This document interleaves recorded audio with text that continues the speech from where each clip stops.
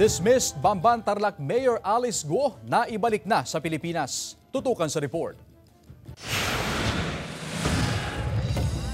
Pasado alauna kaninang madaling araw nang lumapag sa isang pribadong hangar sa General Aviation Area ng NAIA sa Pasay ang eroplanong sinakyan ni dating Mayor Alice Guo.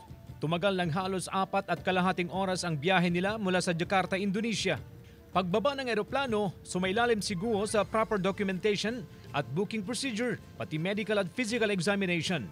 Inihain din sa kanyang arrest warrant ng korte sa Tarlac. Matapos niyan ay nagkaroon ng press conference na pinangunahan ni DILG Secretary Benhur Abalos Jr. at PNP Chief Police General Romel Marbil. Dito iniharap sa media si dating Bamban Mayor Alice Guo. Maikli na ang buhok, naka-face mask at nakasuot ng orange na t-shirt na may sulat na CIDG detainee.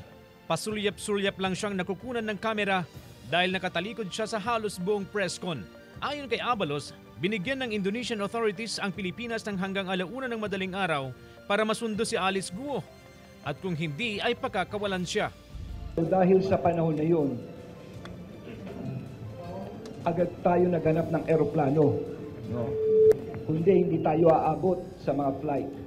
May kaibigan ako nagpahiram na eroplano para lang magawa ito sa mas madaling paraan. Tinuulit ko, no, ni Cinco, wala akong ginastos ang pamahalaan dito.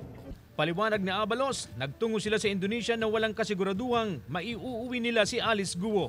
Pero bago pa man lumapag pabalik ng Pilipinas, naghayag daw ng sumbong si Alice Guo sa PNP at DILG ukol sa natatanggap nitong death threats.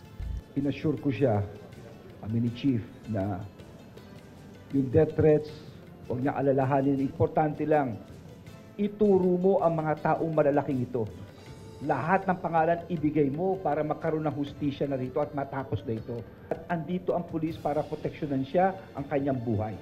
Sabi ni Guo sa may klinyang pahayag, Confirm ko po ang lahat po ng sinabi po ni Secretary na meron po akong death threats po at humingi po ako ng tulong po sa kanila at masaya din po ako na nakita ko po sila. I feel safe po. Maraming salamat po. CJ Torida, One North Central Luzon.